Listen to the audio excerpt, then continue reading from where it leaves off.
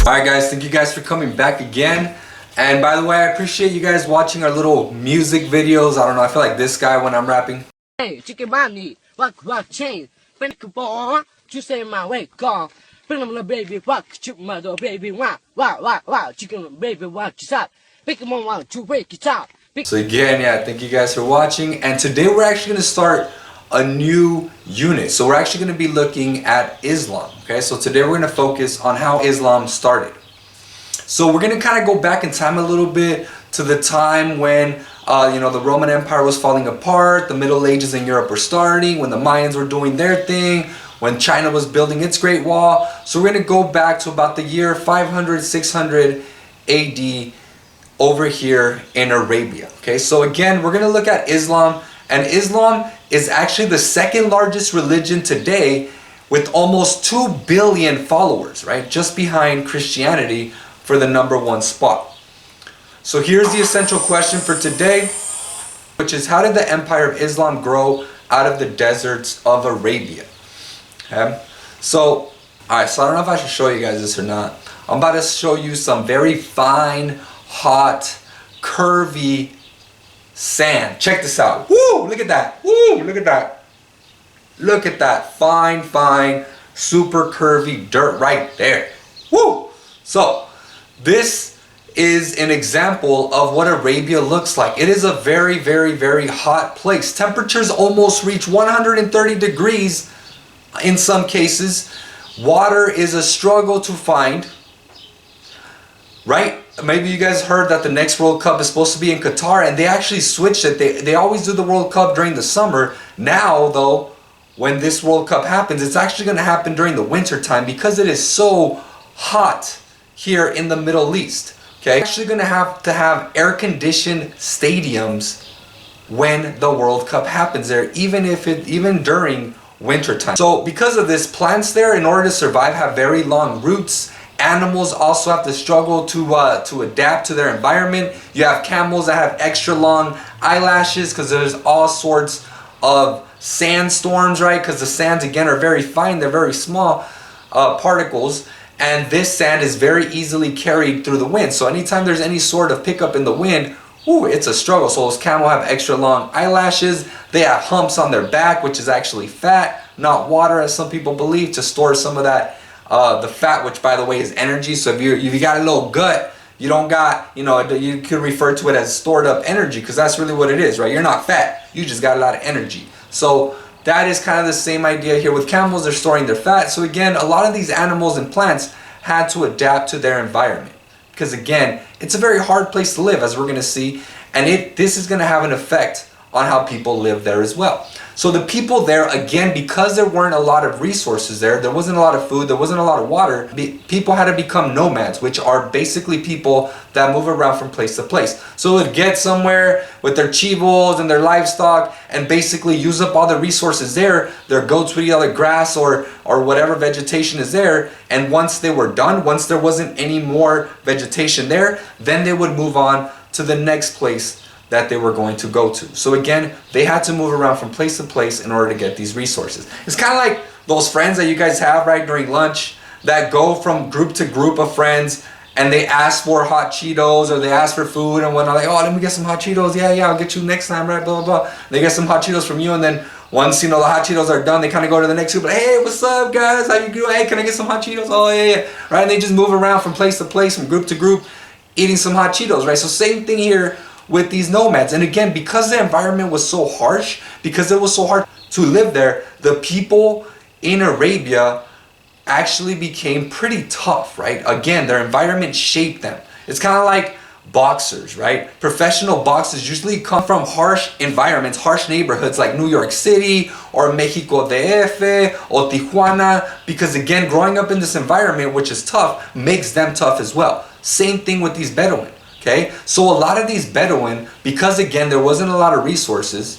and because they were kind of tough guys, there were a lot of blood feuds. There was a lot of revenge. There was a lot of killing between groups of clans, aka families. Okay, so basically, if you would kill one of, let's say, my family members, then I would have to go and kill one of yours, and then you would get revenge for that. And it was just kind of like this constant cycle. It's kind of like Cholitos, right?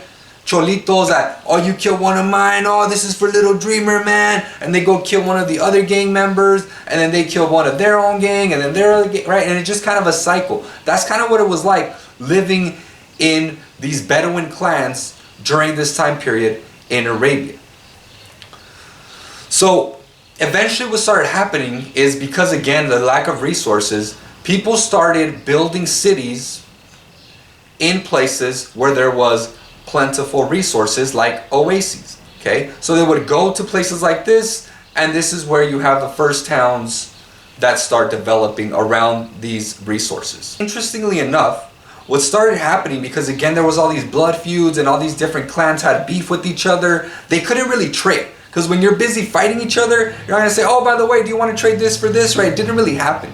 So something that kept the peace was actually a place called Mecca. So in Mecca you had a Kaaba, which is where the different nomadic groups, where the different tribes kept their idols, kept their gods, right? So they kept their gods in this black building, black square building called the Kaaba. And there was actually a black stone that they all kind of worshipped. And many Muslims actually believe that it has supernatural powers. They believe that it was basically a meteorite that fell from the sky, and it has magical powers, kind of like the Dragon Balls, right? Or the Infinity Stones or something that have kind of like these supernatural powers. It's kind of what they believe.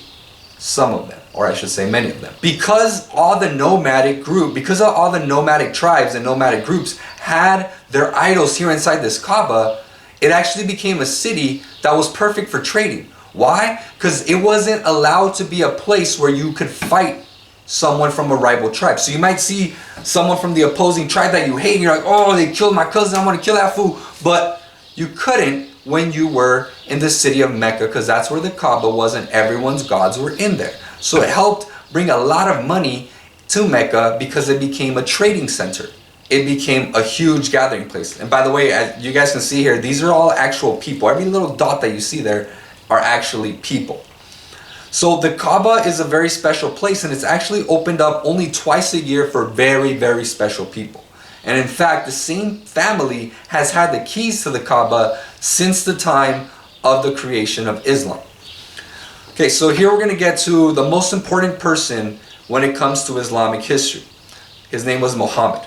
So Muhammad actually grew up as an orphan, which means he didn't have his parents. Eventually he moves to Syria, which actually had a lot of Christian and Jewish people living there, a lot of communities there. And he eventually becomes a merchant. So he starts buying and selling stuff. Actually becomes pretty successful. He actually ends up marrying his older cousin. She was 15 years older than him, so he gets married to her. And eventually he goes out into a cave where he sees something incredible. According to him, the angel Gabriel appears to him and basically tells him that he should start following only one God, not all these idols like the other people living in Arabia, no more having more than one God, only worship one God. So the angel Gabriel, according to Muhammad, tells him to go and tell people of this. Now at first Muhammad didn't really want to tell anyone, right? Because he was like, oh, they're going to think, they're not going to believe me, or, you know, what have you, they're going to judge me. So he actually first tells his wife, Khadija, about what happened. She actually ends up believing him, and then from there he starts telling more and more people, and that's how you have basically the creation of a new faith called Islam, which again the focus was on the idea of there only being one God. Okay, so it was a monotheistic religion, meaning one God, right? Believing in one God. So Muslims actually believe that God is very, very powerful, and you can't really have a relationship with them like in Christianity. Okay? So it's kind of like you just walking down the hall and you see an ant on the floor. Whether you step on it or not is only up to you. There's nothing the ant can do to stop you from crushing it. That's kind of the way they see God. It's kind of like you trying to get a famous person like Rihanna or Beyonce or someone to follow you on Instagram or Twitter.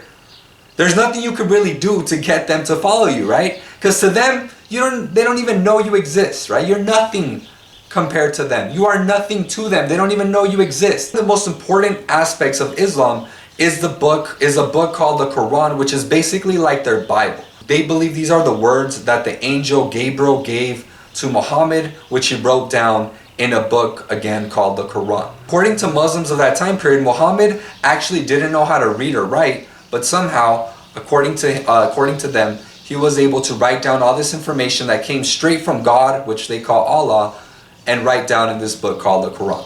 So in Islam, there's 5 pillars that are very important to all Muslims, that all Muslims are supposed to follow. The first one is the Shahada, which is basically the way you become a Muslim by repeating some phrases, and that makes you then become a Muslim.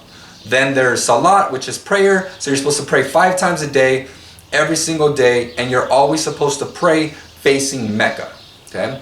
Then we have fasting. So there's during the month of Ramadan, you're supposed to not eat until the sun goes down, which usually can take a very hard toll on people. And even professional soccer players like Mohamed Salah does this. Even though he might have a soccer game, I don't know, let's say at 2 o'clock in the afternoon, and the sun hasn't gone down yet, he still has to play without eating, which is usually, you know, pretty hard, right? After not eating the whole day and then basically burning all these calories by playing soccer, sometimes it can be pretty hard, right?